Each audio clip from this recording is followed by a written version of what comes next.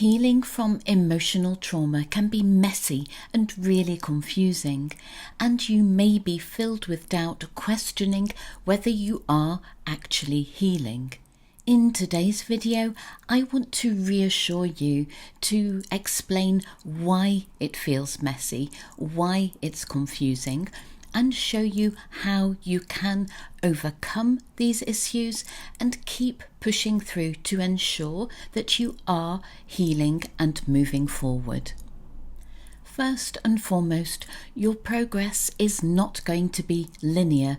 You are not simply going to move from one stage to another and keep building on that consistently. You will have ups and downs.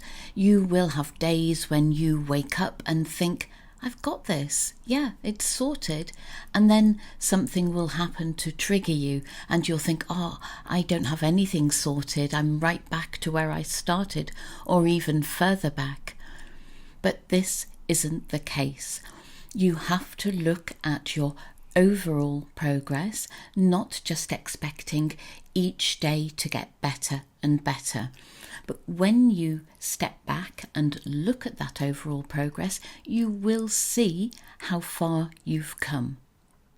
Confronting past trauma can bring up really strong emotions, and the presence of these emotions and sometimes the unexpected nature of these outbursts, these outpourings of emotions, can make you feel that you don't know where you are and you're not sure that you are actually making any progress. But this is normal. It is part of the healing process.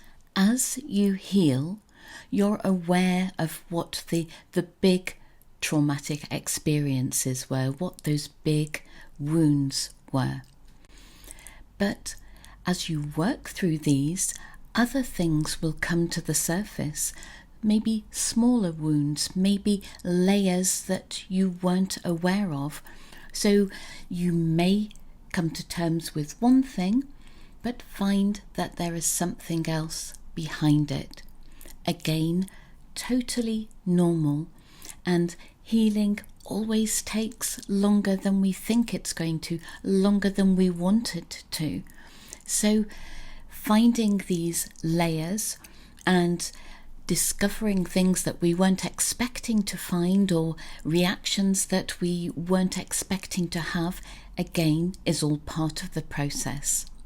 Emotional healing also has physical manifestations. So as you're going through this process, you may feel physically ill. You may get headaches, even migraines. You might have other physical symptoms that confuse you, that make you think that you're not moving forward. But you are in the process of releasing stuff that you have held on to or stuffed down for a long time in order to be able to cope with that past trauma. Now you're releasing it. There will be physical manifestations, from the headaches and migraines that I've already mentioned, to having a breakout of spots and other things that apparently have no connection with the healing process, with the trauma, but they actually do. So embrace these manifestations, look after yourself, treat them as they arise, but understand, again, this is part of the process. There may be resistance to change within yourself. Our mind and body need to work in harmony, in alignment, but there may be inner conflicts that create turmoil, create a sense of everything feeling messy. You may have doubts about the trauma itself. A lot of people question, well, am I exaggerating? Was it really that bad? and you start to have these internal questions that can manifest, as we've just said, in physical symptoms, and it can feel like the mind and body are working against each other. So that creates this confusion, and you may not be aware that, again, this is part of the process and you are still moving forward. It's normal to question. It's normal to feel some sort of resistance to the overall healing process. Hopefully those points have reassured you that what you are going through is totally normal. Now, let's have a look at other reasons why you might question yourself and you might wonder whether you are actually healing. Don't forget to subscribe to my channel so you get notified about future videos that are going to help you on your healing journey. The lack of immediate results might make you think that you're not actually healing at all. The process can take a long time and we need a lot of patience. There's a lack of immediate tangible results in most cases, and this may make you question whether you are actually healing. There's often a lot of ambiguity in the symptoms of healing. Those symptoms can really closely resemble the symptoms of your original trauma. So we've already talked about some of the physical symptoms, and you may feel deep sadness, you may feel highly anxious.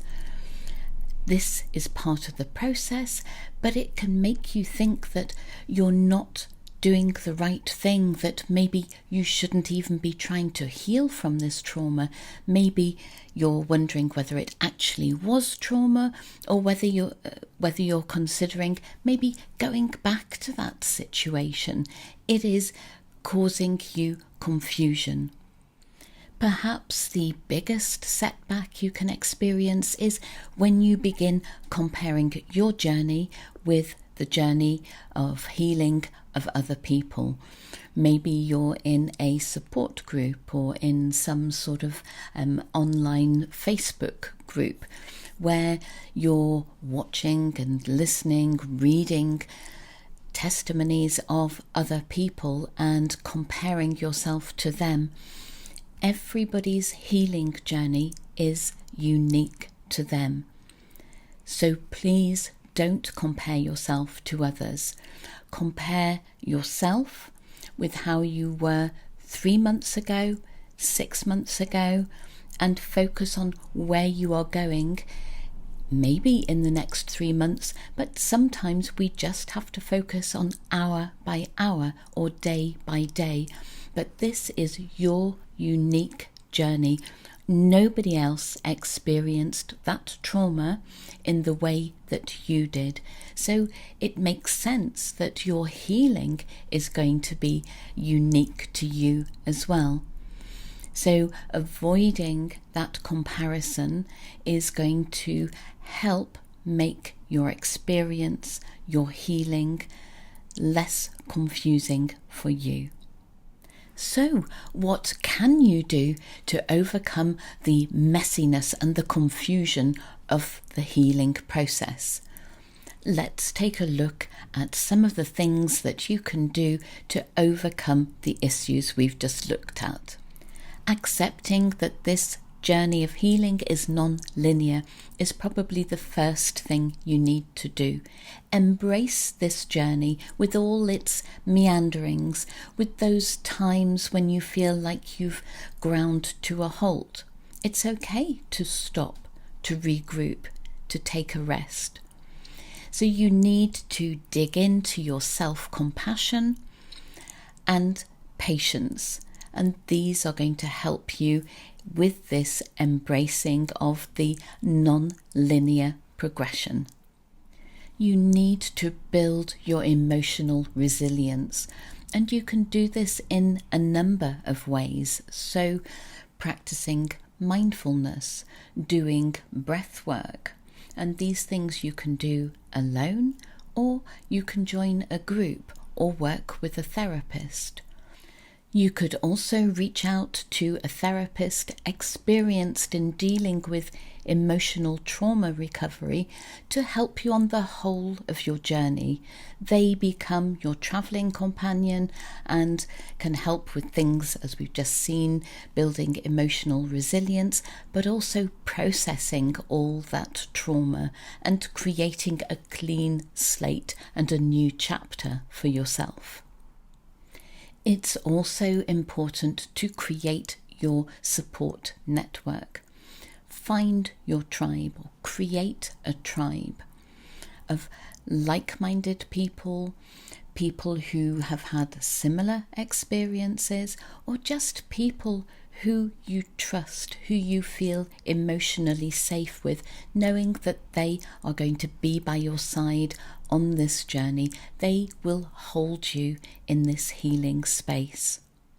Physical self-care is extremely important also. So this means making sure that you get the best possible sleep, that you exercise, that you nourish your body and your mind with nourishing foods and drinks. My final tip for today is probably a little counterintuitive, but you need to embrace the discomfort of this process.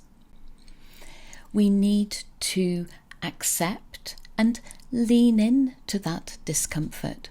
Our tendency is to hide from it, to stuff it down, to distract ourselves. But we won't heal if we just keep ignoring it. We have to understand that feeling uncomfortable, feeling those strong emotions, etc., is part of the process. So let's just embrace it. Go with the flow. Of course, listen to your body, listen to what you need, and be your own best friend. So make yourself as comfortable as possible, but if you're having a bad day or you're feeling really sad one evening, then allow yourself to express those emotions. Practice looking after yourself, maybe making yourself a nice comforting drink. If it's a chilly evening, wrapping yourself up in a throw, but just allowing yourself to feel these emotions and to release them. It can feel really uncomfortable, but once we let them out, they've gone. If we hold on to them, they will fester and go round and round. I'd love for you to share your experiences, any comments or questions, and until next time, take really good care of yourself.